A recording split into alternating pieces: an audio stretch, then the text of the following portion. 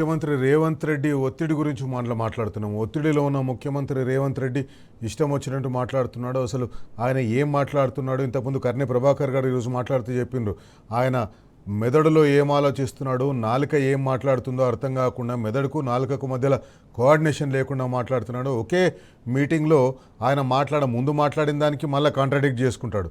ఆ రకంగా ఉంది. అదే విషయంలో ఎస్ఎల్బీసీ విషయంలో చెప్పిండ్రు. ఎస్ఎల్బీసీ విషయంలో మేము 14 కిలోమీటర్ల టన్నల్ పూర్తి చేసి 3.5 లక్షల ఎకరాలకు నీళ్లు ఇస్తున్నామని చెప్పేసి అన్నాడు.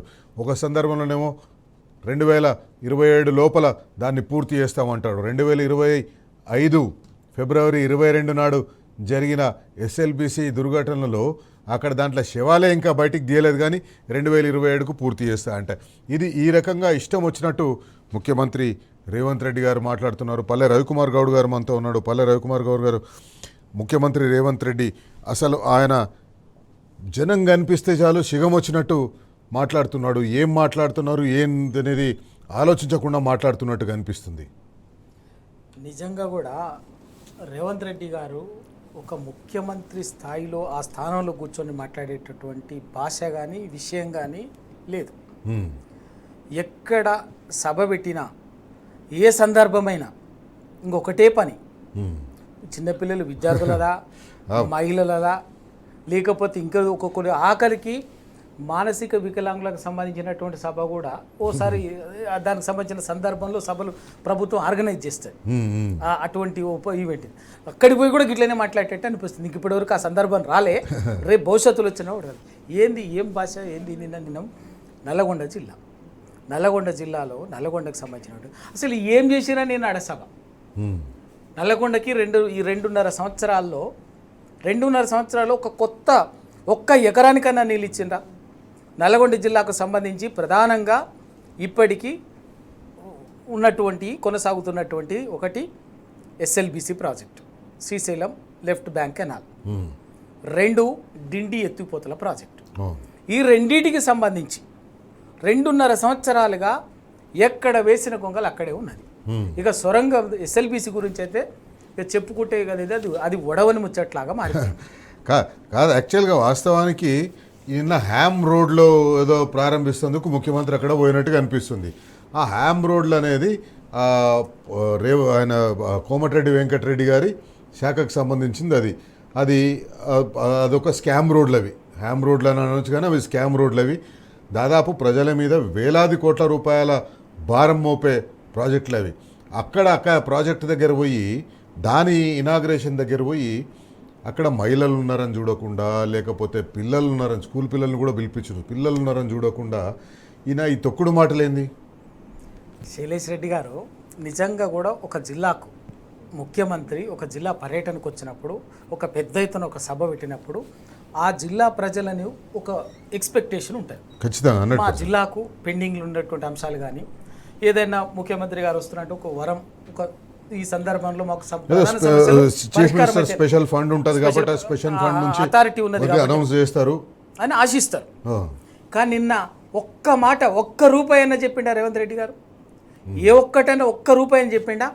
ఎంతసేపు జగదీష్ రెడ్డి గారిని, కేసీఆర్ గారిని, కేటీఆర్ గారిని, హరీష్ రావు గారిని, ఇంకా ఇవే.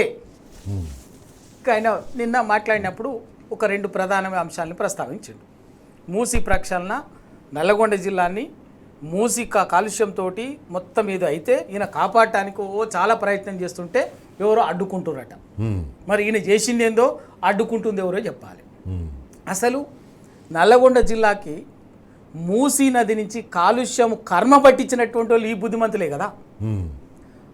2014 వరకు ఉమ్మడి రాష్ట్రంలో 60 సంవత్సరాలు రాష్ట్రాన్ని పరిపాలించి ఒక మంచినీటి నది ఉన్నటువంటి మూసీ నదిని, ఎందుకంటే మా నకరకల్ దగ్గర మూసీ ప్రాజెక్ట్ ఉంటుంది, మా మూసీ రిజర్వాయర్ ఉంటుంది. ఆ మూసీ రిజర్వాయర్ నుంచే సూర్యాపేట పట్టణానికి తాగునీటి నీళ్ళు ఇచ్చేటటువంటి స్కీమ్ ఉంటుంది. అటువంటి మూసీ నదిని హైదరాబాదులోని డ్రైనేజ్ అంతా దాంట్లో కలిపి డైరెక్టుగా హైదరాబాద్లో ఉన్నటువంటి పారిశ్రామిక వ్యర్థ పదార్థాలు అన్నట్టు కూడా దాంట్లో కలిపి ఒక మంచినీటి నది అయినటువంటి మూసీ నదిని మురికి కూపంగా మార్చినటువంటి దరిద్రులు వీళ్ళు. ఇలా ఈయనట్టే ఎవరు చేస్తుంటేనట అడ్డం పడ్డారట. నల్గొండ రైతాంగాన్ని ఈయన ఏదో ఉద్ధరిద్దామంటే ఎవరు అడ్డం పడుతురట. మూసీ ప్రక్షాళనకు నువ్వేంది చెప్పేది? మూసీ ప్రక్షాళనకి గడిచిన 9.5 సంవత్సరాల కాలంలోనే కేసీఆర్ గారి హయాంలోనే 16,000 కోట్లతోటి మూసీ ప్రక్షాళనకి ప్రాజెక్టు కూడా రూపకల్పన చేసిండ్రు. డిపిఆర్ కేంద్ర ప్రభుత్వానికి సంబంధించి దానికి సంబంధించిన 3,000 కోట్ల మొదటి దశలో దాదాపు 32 ఎస్టీపీలని ఆల్రెడీ ఒక 20 అప్పటికే పూర్తయినాయి. మిగతాయి 10-12 ప్రభుత్వం మారేటప్పటికల్లా కొనసాగుతున్నాయి. 2 నాగోల్ దగ్గర ఒక 5 కిలోమీటర్ల పాటు డెవలప్మెంట్ అయ్యింది. ఈయనకు చేయడం చేతగాక చేయనిస్తలేరు అని చెప్తున్నట్టుగా అనిపిస్తుంది. ఈయన చేయనిస్తలేరన్నా నిజమే. ఏం చేయనిస్తలేరు? మూసీ ప్రక్షాళన పేరు మీద పేదవాళ్ళ మధ్యతరగతి వాళ్ళ జీవితకాల కష్టాన్ని కూల్చేస్తామంటే అడ్డుకున్నాం. వాళ్ళ ఉసురు పోసుకుంటే అడ్డుకున్నాం. 16,000 కోట్లతో అయ్యేటటువంటి మూసీ ప్రక్షాళన ప్రాజెక్టుని 1,50,000 కోట్లకు పెంచి 1,00,000 కోట్లు లూటీ చేద్దామంటే, దోపిడీ చేద్దామంటే అడ్డుకున్నాం. పేదవాళ్ళ భూములు అక్కడే బఫర్ జోన్ పేరు మీద పేదవాళ్ళ మధ్యతరగతి వాళ్ళు కష్టంగా కట్టుకున్నటువంటి ఇళ్లను కూల్చేసి గజాలను తీసుకుని ఎకరాలుగా ఈయన రియల్ ఎస్టేటు వ్యాపార వాణిజ్య సామ్రాజ్యాలని మూసి రెండు వైపులా నిర్మించుకోవాలనుకుంటే దాన్ని అడ్డుకుంటున్నాం. దాని బరాబర్ ఇలా మూసి ప్రక్షాళన అనేది ఇవాళ మూసి రివర్ బెడ్ని మూసిని మురికిని లేకుండా చేయాలి. కానీ ఆ పేరు మీద పక్కల భూములన్నీ గుంజుకొని పేదవాళ్ళది మధ్యతరగతి వాళ్ళని గుంజుకొని వ్యాపార వాణిజ్యాల ఆ పేరు మీద ఈ పేరు మీద రకరకాల పేర్ల మీద ఎంటర్టైన్మెంట్ పార్కులు, ఎంటర్టైన్మెంట్ జోన్ అని, రిక్రియేషన్ జోన్ అని, ఈ పేరు కమర్షియల్ జోన్, ఆ జోన్ ఈ జోన్ పేర్లు పెట్టి ఒక వ్యాపార సామ్రాజ్యాలను నిర్మించుకోవటాన్ని బరాబర్ అడ్డుకుంటాం. అది అడ్డుకుంది. ఇవాళ చేయండి, ఆల్రెడీ చేసి చూపించింది కదా. ఇవాళ మూసి ప్రక్షాళన చేయాల్సింది ఏంటిది? 2 రకాలు. ఈ నల్గొండ పోయిన ప్రతిసారి నల్గొండ పోయినప్పుడే నాకు మూసేది గుర్తొస్తుంది. వేరే ఎక్కడ ఇప్పుడు మొన్న ఒక రివ్యూ మీటింగ్ పెట్టుకున్నారు. గాంధీ సరోవర్ ప్రాజెక్ట్ కోసం కేంద్ర రక్షణ శాఖ భూములు ఇస్తేందుకు రెడీగా ఉందని. కానీ ఇప్పుడు ప్రాబ్లం ఏంటంటే ఆ భూములకి దాన్ని గాంధీ సరోవర్ ప్రాజెక్ట్ కొబ్బరికాయ కొడుతుందుకు వీళ్ళ దగ్గర పైసలు లేవు.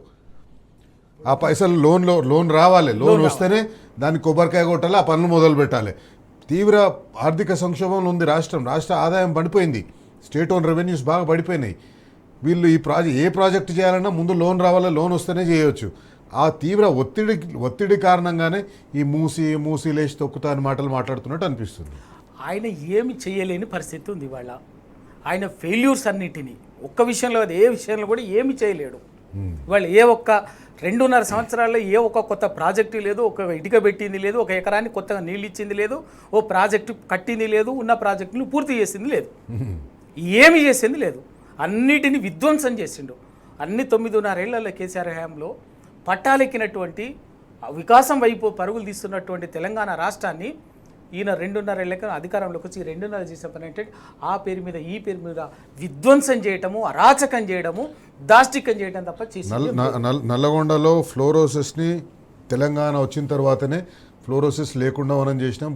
గ్రామానికి మంచినీరు అందించి అవన్నీ చేసినాం. కానీ ఇప్పుడు మళ్ళీ ఫ్లోరోసిస్ భూతం తిరిగి పడగొప్పేటట్టుగా కనిపిస్తుంది. ఆనాటి రోజులు తీసుకొచ్చేస్తున్నాను. శైలేశ్వరరెడ్డి గారు, మీరు కరెక్ట్గా అడిగిందా? నేను ఆ ప్రాంతం నుంచి ఉన్నటువంటి వాడిని, ఫ్లోరైడ్ పీడిత ప్రాంతం నుంచి. ప్రపంచంలోనే అత్యధిక ఫ్లోరైడ్ పీడిత ప్రాంతం ఏది అంటే మునుగోడు నియోజకవర్గం. ఆ ప్రాంతం నుంచి వచ్చినటువంటి వాడు ఫ్లోరైడ్ నీళ్లు దాగి అన్నిటిని తట్టుకొని ఇవాళ నిలబడ్డటువంటి వాళ్ళం. నిజంగా ఫ్లోరైడ్ విషం నీళ్లు దాపించే కర్మ పట్టించినటువంటి వాళ్ళు వీళ్ళు.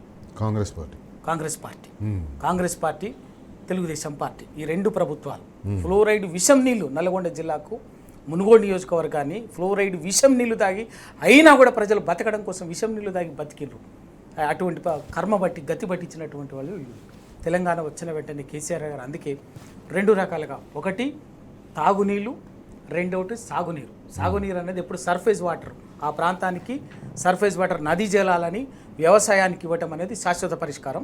తక్షణ సమస్యగా పరిష్కారంగా వెంటనే తాగునీళ్ళు. ఎందుకంటే భూగర్భ జలాన్ని విపరీతమైన ఫ్లోరైడ్ నీళ్ళని తాగటం వల్ల లక్షల మంది ఎముకలు పెలుసుబారి పెళ్లిసుబారి ఇబ్బంది పడుతున్నటువంటిది తెలంగాణ ఉద్యమంలో మాట్లాడినాం, అందరం మాట్లాడినాం, మీతో సహా అందరం కూడా మాట్లాడినాం. అందుకే కేసీఆర్ గారు వచ్చిన వెంటనే మిషన్ భగీరథ కార్యక్రమాన్ని, ఇంటింటికి మంచినీళ్ళు ఇచ్చే కార్యక్రమాన్ని రూపకల్పన చేసి మునుగోడులోనే మొదలుపెట్టి ఇప్పుడు ఆ మిషన్ భగీరథని మెయింటైన్ చేయలేక, దానికి కావాల్సినటువంటి వాటర్ సోర్స్ని మెయింటైన్ చేయలేక, నీళ్లు లేక ఇవాళ మళ్ళీ ఫ్లోరైడ్ సిమ్టమ్స్ కనిపించే పరిస్థితి వచ్చింది. ఆ ఫ్లోరైడ్ సమస్య పరిష్కారంగా డిండి ఎత్తిపోతల ప్రాజెక్టు ఎప్పటికి శాశ్వత పరిష్కారంగా డిండి ఎత్తిపోతల ప్రాజెక్టు. ఆ డిండి ఎత్తిపోతల ప్రాజెక్టులో భాగంగా మునుగోడు 5 రిజర్వాయర్లు 30 టీఎంసీలు శ్రీశైలం బ్యాక్ వాటర్స్ నుంచి ఇచ్చేది. మునుగోడుకు 2 రిజర్వాయర్లు ఉంటాయి దాంట్లో. మునుగోడు నియోజకవర్గానికి కృష్ణరాంపల్లి అండ్ శివన్నగూడెం. ఒకటి 5 టీఎంసీలు, ఇంకొకటి 12 టీఎంసీలు, 17 టీఎంసీలు మునుగోడు నియోజకవర్గానికి 1.5 ఎకరాలకు సాగు, అది పరిష్కారం ఉంటుంది. మిగతాది దేవరకొండకి గొట్టుముక్కల సింగరాజపల్లి ఇవన్నీ, ఇంకా కొంత కలవకుర్తి, కొంత అచ్చంపేటకు కొంత పార్ట్గా. ఇవాళ ఆ డిండి ఎత్తిపోతల ప్రాజెక్ట్ అనేది కాంట్రాక్టర్ కూడా ఎవరో కాదు, దానికి పొంగులేటి శ్రీనివాసరెడ్డి గారి కంపెనీ రాఘవ కన్స్ట్రక్షన్స్. ఇవాళ అప్పటికే 90% అయిపోయింది. అటువంటి ప్రాజెక్టుని అలా వీళ్ళు ఎంత దుర్మార్గంగా అంటే, ఎంత బాధ్యతారాహిత్యంగా అంటే, ఎక్కడి నుంచి అక్కడెక్కడైతే ఏదుల దగ్గర వాటర్ డ్రాయింగ్ సోర్స్ ఉంటుంది కదా, అక్కడ డిపిఆర్లో ప్రాజెక్టు మొదలుపెట్టిన రోజు పాలమూరు రంగారెడ్డి ఎత్తిపోతలకు, అదేవిధంగా డిండి ఎత్తిపోతలకు ఒకటే దగ్గర 437 మీటర్ల ఎత్తుతోటి వాటర్ని డ్రా చేసేటటువంటి దాన్ని ఇచ్చి 437 మీటర్ల మట్టంతో దగ్గర వాటర్ డ్రా చేసుకునేటట్టుగా ఇచ్చింది. కానీ ఈ మొన్న సంవత్సరం క్రితం పాలమూరు రంగారెడ్డిని 437 కుంచి డిండి ఎత్తిపోతలని 440 మీటర్లకు పెంచి 440 మీటర్లకు మట్టం నుంచి నీరు రాసుకుంటే ఎన్నడుండాలి, ఎన్నడు రావాలి, మళ్ళీ ఆ ఫ్లోరైడ్ ప్రాంతం ఆఖరికి తాగునీళ్ళు ఇవ్వటం నాశనం చేశారు. శాశ్వత పరిష్కారంగా ఉన్నటువంటి డిండి ఎత్తిపోతలని మళ్ళీ పడుకోబెట్టడమే కాదు, పడుకోబెట్టకుండా శాశ్వతంగా రేపు ప్రాజెక్టు పూర్తయినా కూడా అదే 440 మీటర్ల మట్టం దగ్గర కనుక అదే డ్రాయింగ్ పాయింట్ కనుక పెడితే ఎన్నటికీ ఎస్ఎల్బీసీకి మన డిండి ఎత్తిపోతలకు చుక్క నీళ్లు రావు. అది శాశ్వత కరువు ప్రాంతంగా మారే ప్రమాదం. రాష్ట్ర ఆర్థిక వ్యవస్థ పడిపోతున్న ఆదాయము, కట్టవలసిన పైసలు, ప్రజలకు ఇవ్వవలసిన పైసలు, వీటన్నిటితోటి ముఖ్యమంత్రి తీవ్ర మానసిక ఒత్తిడికి లోనట్టుగా అనిపిస్తుంది. రేపు రైతు భరోసా ఇస్తాను, 9,000 కోట్ల రూపాయల రైతు భరోసా రేపటి నుంచి రైతుల ఖాతాల్లోకి పడుతుంది అంటారు. కానీ రేపటి రోజే ఫీజు రీయింబర్స్మెంట్ సంబంధించిన ఒకటి ఉంటుంది. ఒక పక్క రైతు భరోసాకి ఇవ్వాల్సిన పైసలు, ఒక పక్క ఫీజు రీయింబర్స్మెంట్కి ఇవ్వాల్సిన పైసలు, ఇట్లా అనేక ఒత్తిడులు ముఖ్యమంత్రి మాటల్లో మనకు కనిపిస్తున్నాయి. రేపు హైకోర్టులో ఫీజు రీయింబర్స్మెంట్కి సంబంధించి హియరింగ్ ఉంది. హైకోర్టు జియో 9కు సంబంధించి కొన్ని అంశాల మీద రేపటి వరకు స్టే విధించింది. ఒకవేళ ముఖ్యమంత్రి లేదా తెలంగాణ రాష్ట్ర ప్రభుత్వం రేపు గనక కోర్టుకు కన్విన్స్ చేయలేకపోతే రేపు ఆ స్టే కొనసాగే అవకాశం కనిపిస్తుంది. విద్యార్థులు మరింతగా నష్టపోయే అవకాశం కనిపిస్తుంది. రైతు భరోసా కోసం రేపు ఒక కార్యక్రమం పెట్టుకున్నారు. ఖమ్మంలో ఉన్న కార్యక్రమం వర్షాల కారణంగా రద్దు చేసిండు. వాస్తవానికి ఇది ఆన్గోయింగ్ స్కీమ్ కాబట్టి ఆటోమేటిక్గా పైసలు పడిపోతుండాలి. దానికి మీటింగులు పెట్టో లేకపోతే ఒక ముహూర్తం పెట్టో ఇచ్చే పైసలు కాదవి. కేసీఆర్ గారు ఉన్నప్పుడు 10-12 సార్లు ఈ పథకం ద్వారా రైతులకు పెట్టుబడి సాయం అందించారు. కానీ ఎప్పుడు కూడా కేవలం పథకం ప్రారంభించినప్పుడు తప్పిస్తే మిగతా ఎప్పుడు కూడా ఆటోమేటిక్గా రైతుల అకౌంట్లో పైసలు పడేటట్టే చేసింది. కానీ ఇట్లా మీటింగ్లు పెట్టి ఆ మీటింగ్లలో ప్రతిపక్ష పార్టీలను తిట్టి పైసలు వేసే కార్యక్రమాన్ని పెట్టలేదు. పల్లెరవి గారు, రేపు రైతు భరోసా వేస్తామంటున్నారు. రేపు ఫీజు రీయింబర్స్కి సంబంధించి 12,000 కోట్ల రూపాయల బకాయిలకు సంబంధించి ఎప్పుడు ఇస్తారు, ఎప్పుడు కడతారో మీరు చెప్పండి అని హైకోర్టు మెడ మీద కత్తి పెట్టింది. ఇది ఆ ఒత్తిడి వీళ్ళ మీద కనిపిస్తుంది. ఏ రకంగా డీల్ చేస్తారంటే ఈ రెండింటిని? రైతు భరోసా మీకు మీ నమ్మకం ఉందా? 9,000 కోట్లు వేస్తామంటున్నారు, 9,000 కోట్లు వేస్తారని?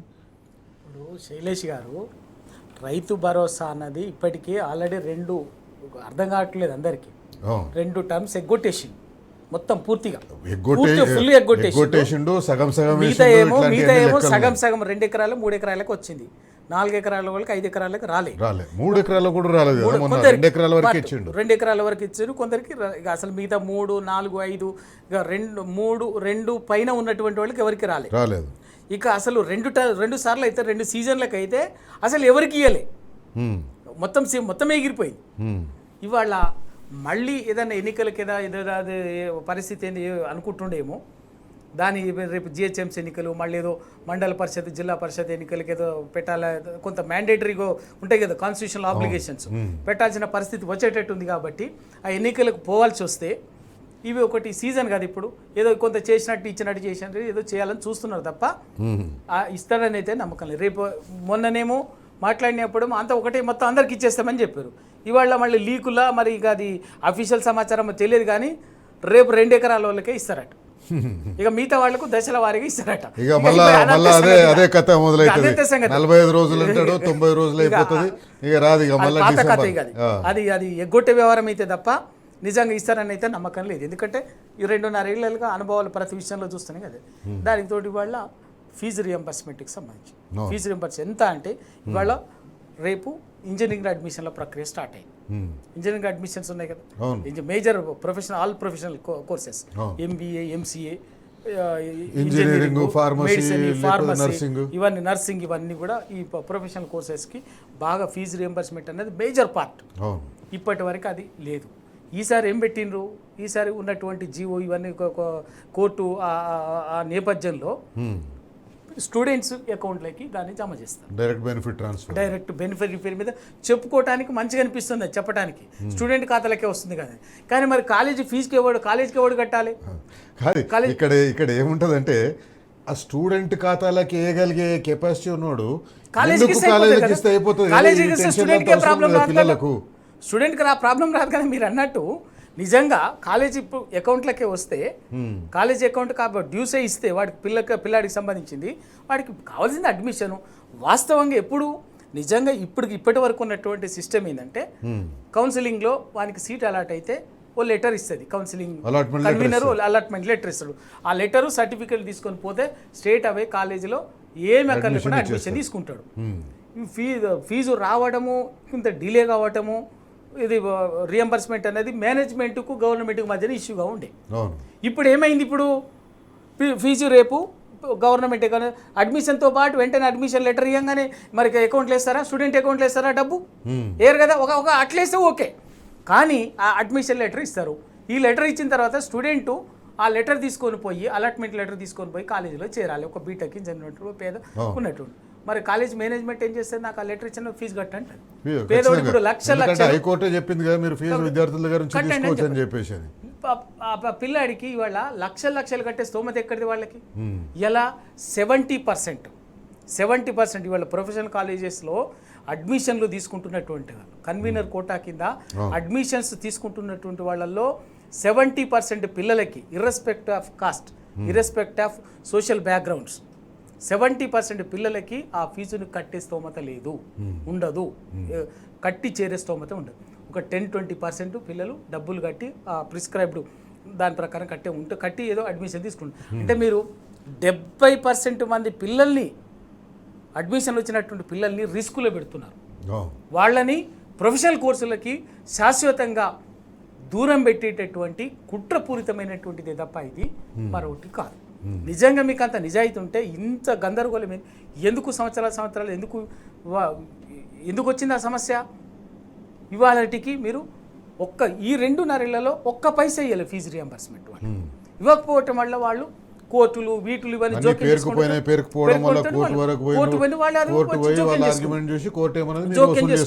మీరు వసూలు ఇప్పుడు ఎందుకంటే వాడు కూడా ఒక రకంగా మేనేజ్మెంట్ కోణంలో ఆలోచిస్తే వాడు కూడా కాలేజ్ నడపాలంటే జీతాలు ఇవ్వాలి, మెయింటెనెన్స్ ఇవ్వాలి, ఇవన్నీ ఉండాలంటే ఫీజులు రావాలి కదా.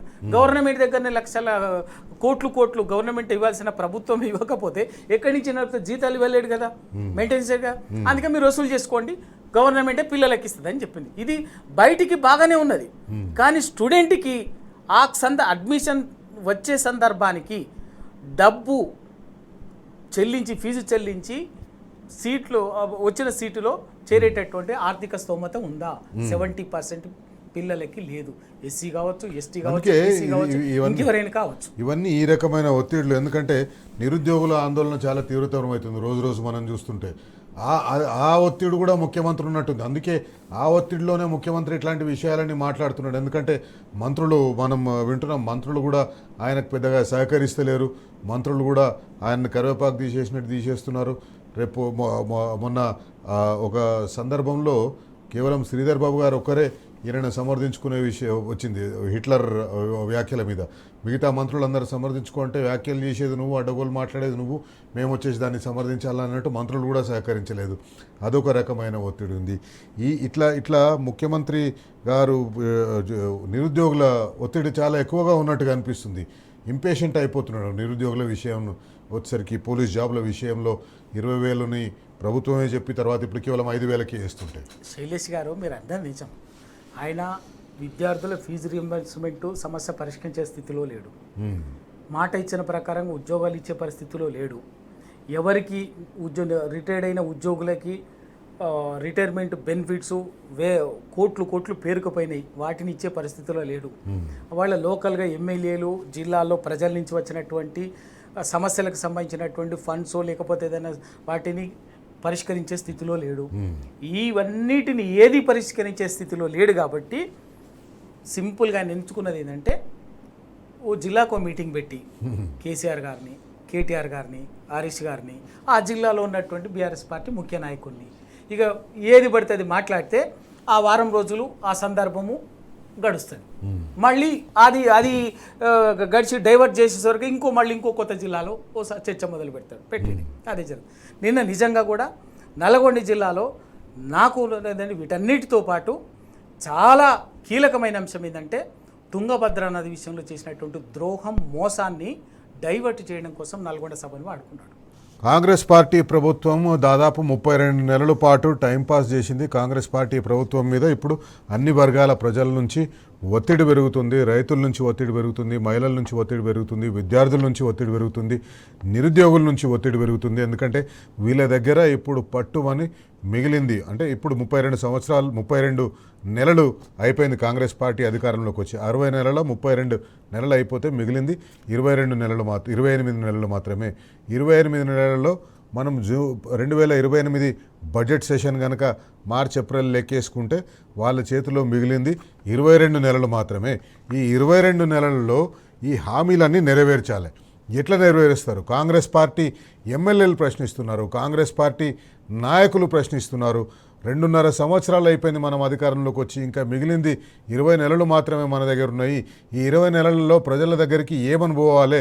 ఇక మీరు అయిపోయింది, ఇక మీరు అమలు చేయలేరు, మీరు ఈ వాగ్దానాల్ని పూర్తి చేయలేరని చెప్పి ప్రజలు ఖచ్చితమైన నిర్ణయానికి వచ్చే సందర్భం వచ్చేస్తుంది.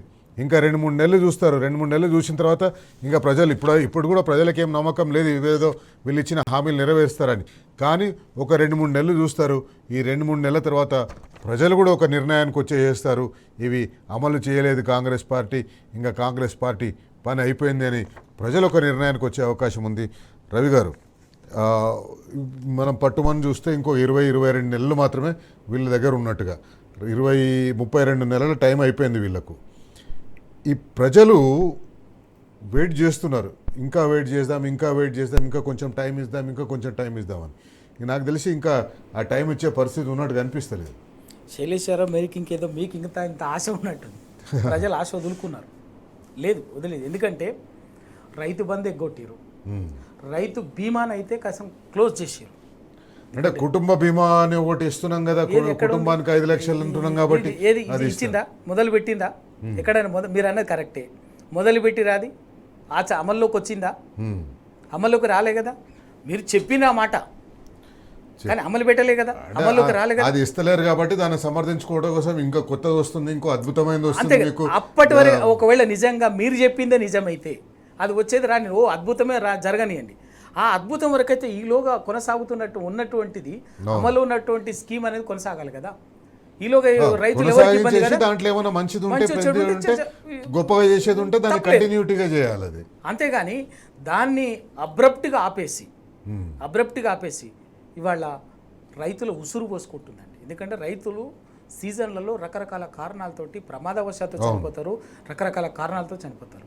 కేసీఆర్ గారు ఒక గొప్ప మానవీయ కోణంతో రైతుని కడుపులో పెట్టుకోవాలి, రైతుని కాపాడుకోవాలన్న ఉద్దేశంతో ఏ కారణంగా చనిపోయినా కూడా ఆ రైతు కుటుంబం రోడ్డున పడకూడదు, అన్నం పెట్టి సమాజానికి అన్నం పెట్టే రైతు అన్న ఉద్దేశంతో 5 లక్షల రూపాయలని పాస్బుక్ ఉంటే చాలు, అది 2 గుంటలు ఉందా, 2 ఎకరాలు ఉందా, 20 ఎకరాలు ఉందా అన్నది కూడా లేదు, గుంట భూమి ఉన్నా కూడా పాస్బుక్తో ఆధారంగా రైతుగా పరిగణించి 5 లక్షల బీమా ఇచ్చి, అది 10th డే అయ్యేలోగానే 10 దశదిన కర్మ అయ్యేలోగానే ఆ రైతు నేరుగా అకౌంట్కి పోయేటటువంటి ఆ కుటుంబానికి పోయేటట్టు ఒక అద్భుతమైనటువంటి ఒక స్కీమ్ వచ్చింది. దాన్ని ఆపేస్తే వాళ్ళ ఈలోగా ఎంతమంది రైతులు, ఎంతమంది రైతాంగం, ఎంతమంది ఇబ్బంది. ఇట్లా ఏది తీసుకున్నా కూడా వీళ్ళ వల్ల ఏ ఒక్కటి కూడా చేసే పరిస్థితి లేదు, ప్రజలకు విశ్వాసం లేదు. నీకు పిల్లలకు ఇప్పుడు మహిళలకు 2500 అన్నారు, ఏది ఎక్కడ పోయింది? 2500 ప్రతి మహిళకు, పేదింటి మహిళకు 2500 అన్నారు, తులం బంగారం అన్నారు, ఏది ఎక్కడ పోయింది? ఎక్కడి చదువుకుంటున్నటువంటి ఆడబిడ్డకు ఇంటర్ కాలేజ్ ఎలక్ట్రిక్ బైక్ అన్నారు, ఇంకా చెప్పుకుంటే భరోసా కార్డు 5 లక్షలు, 10వ తరగతి పాస్ అయితే 10,000, ఇక డిగ్రీ పీజీ పిహెచ్డి చేస్తే ఇదన్నీ లెక్కలు చెప్పారు. ఏదన్నా ఒక్కటన్నా కనీసం ఉందా? ఇంకెక్కడ నమ్మకం ఉంటుంది వాళ్ళకి? చేస్తున్నది ఏది చెయ్యకపోగా మీరు ప్రజలకు ఆశ పెట్టింది, వాళ్లకు నమ్మించింది చేయకపోగా వాడు కష్టపడి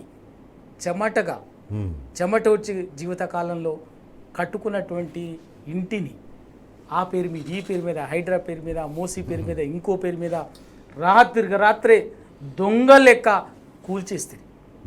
ఇంకా చాలా చోట్ల దౌర్జన్యంగా భూములు గుంజుకోబడతాయి. ఇవన్నీ చెప్పుకుంటేంది ఈ దాష్టికం అంతనా ఇంతనా? ఈ పరిస్థితుల్లో ఇక అదిగా చెప్పుకుంటే గోస అంత ఇంత గోస కాదు.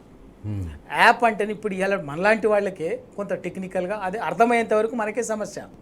ఇలా రైతులకి యూరియాని యాప్లో బుక్ చేసుకోవాలి, మళ్ళీ యాప్లో బుక్ చేసుకోవాలంట దానికి స్లాట్స్ ఒక రైతు 4 సార్లకు మించి బుక్ చేసుకునేటటువంటి అవకాశం లేదు. ఒకటి. రెండోది మళ్ళీ డేట్లు ఇస్తారు, ఒక జిల్లాలో ఒక రోజు బుక్ చేసుకోవాలి, ఇంకో జిల్లాలో ఇంకో రోజు బుక్ చేసుకోవాలి. అంటే రైతు అనేటోడు ఇలా వాతావరణం వానబడంగానే విత్తనాలు వేసే పరిస్థితితో పంట ఉంటుంది అనుకోని చూసుకొని అప్పటికప్పుడు పోయి నియరెస్ట్ పాయింట్కి పోయి యూరియా మందు, ఎరువు మందు తెచ్చుకుంటాడు. అప్పటికప్పుడు అవసరం మేరకు తెచ్చుకుంటాడు. యాప్లో బుక్ చేసి అడ్వాన్స్ తెచ్చిపెట్టి ఇంట్లో దాచి పెట్టుకోడు రైతు. ఇప్పుడు అదే పరిస్థితి దాని ఉద్దేశం ఏంటంటే వీళ్ళు దాని వెనకాల రైతు ఎంత అవసరం పడుతుంది, ఏ మేరకు ఉంటుంది అన్నది ఒక పరిస్థితి ఉండదు, అంచనా ఉండదు. అందుకే అవసరం బట్టి అప్పటికప్పుడే తెచ్చుకుంటాడు పోయి. వీళ్ళు చేసే పని ఏంటంటే ఆ పేరు మీద మొత్తము బ్లాక్ దందా నడపడం. బ్లాక్ దందా చేయటం కోసం యూరియాని, ఎరువులని బ్లాక్లో చేస్తే, బ్లాక్లో యాప్ ఎవడికి ఆపరేషన్ వస్తుంది? మళ్ళీ ఎవరో టెక్నికల్గానో ఇంత జనో దళారి వాడు ఆ పేరు మీద, ఈ పేరు మీద బుక్ చేసి పెట్టుకుంటాడు, బ్లాక్ చేసి పెట్టుకుంటాడు. ఇదివరకు చేసింది అదే కదా. లారీలో లోడ్లే ఎక్కడో వీళ్ళ గోడౌన్లలో దాచిపెట్టేది. రైతు ఏమో ఆ ఎరువుల కేంద్రం దగ్గర చెప్పులు, పాస్బుక్లు, రేషన్ కార్డులు క్యూలో పెట్టి రోజుల తరబడి క్యూలో ఉంటుంది. మళ్ళీ ఆ పరిస్థితి తీసుకొస్తాం వాళ్ళు. అందుకే యాప్ అనేది పచ్చి మోసం. ఇవాళ కేసీఆర్ గారు ఏముండే నిజంగా కూడా అవసరం ఉంటే వెంటనే రైతు చాలా సందర్భాల్లో అయితే, ఎందుకంటే అంత మనం గ్రామీణ ప్రాంత రైతు కుటుంబాల నుంచి వచ్చినటువంటి వాళ్ళే కాబట్టి చాలా చోట్ల ఆటోలు ఈ రైతు కూడా పోయేటోళ్ళు కూడా కాదు. రోజుకు పోయే టౌన్ పోయేటట్టు ఆటో డ్రైవర్కి, ఆటో బండి ఉన్నటువంటి ఊరోడు ఉంటాడుగా, ఇగో నాకు 2 బస్తాలు వచ్చేటప్పుడు 2 బస్తాలు వేసుకురా అని ఇంకో వానికి ఏదో సర్వీస్ ఛార్జ్ 150 ఇచ్చేస్తే ఎక్స్ట్రా ఇస్తే వాడు వేసుకొచ్చేటోడు, తీసుకొచ్చాడు. రైతు కూడా అడిగి పోయే పని కూడా లేదు. చక్కగా పోయి రిటర్న్లో వచ్చేటప్పుడు టౌన్లో నుంచో మండల కేంద్రం నుంచో ఊరికి వచ్చేటప్పుడు వేసుకొచ్చి ఇంటి దగ్గర వేసిపోయేటోడు. అంత సునాయాసంగా, అంత సౌకర్యవంతంగా కేసీఆర్ గారు చేస్తే మళ్ళీ మీరు రైతుల్ని కరెంటు పేరు మీద గోసపెడితే, నీళ్ళని ఇవ్వకుండా గోసపెడితే, ఎరువులు విత్తనాలు లేకుండా మళ్ళీ రైతాంగాన్ని ఉసురు పోసుకునే పరిస్థితి తీసుకొచ్చి వాళ్ళ ఇంకా చెప్పుకుంటే ఇంత కాదు అది కాదు. వీళ్ళ స్వభావమే అది. ఏ ఒక్క వర్గం కూడా హాయిగా ఉండొద్దు. థ్యాంక్ యూ రవి గారు, ఈరోజు చర్చలో పాల్గొన్నందుకు. ముఖ్యమంత్రి రేపు మళ్ళొక మీటింగ్లో పాల్గొనబోతున్నారు. రైతు రైతు భరోసా వేస్తున్న సందర్భంగా రైతులను ఉద్దేశించి ఆయన మాట్లాడతాడు. మనకందరికీ తెలుసు ఆయన ఎప్పుడు మైక్ దొరికితే ఏం మాట్లాడతాడో. కాబట్టి తస్మాత్ జాగ్రత్త, రేపు కూడా అలర్ట్గా ఉండండి. రవి గారు మీరు కూడా రేపు కూడా అలర్ట్గా ఉండాలి. ఎందుకంటే మళ్ళీ నల్గొండ మాట్లాడిన భాషనే మళ్ళీ ఇక్కడ మాట్లాడే అవకాశాలు చాలా ఎక్కువగా ఉన్నాయి. కాబట్టి ప్రేక్షకులందరూ కూడా మీరు రేపు రైతు బంధు రైతు భరోసా వేసే సభలో ముఖ్యమంత్రి మళ్ళొకసారి ఆయన ఫ్రస్ట్రేషన్ అంతా తీస్తాడు. ఆ ఫ్రస్ట్రేషన్ అంతా వింటందుకోసం రెడీగా ఉండండి. ఇది వాటి బరాబర్ అడుగుదాం. రేపు మరో ముఖ్యమైన అంశంతో మళ్ళీ కలుసుకుందాం. అంతవరకు సెలవు. నమస్తే. జై Telangana. Stay tune to T news.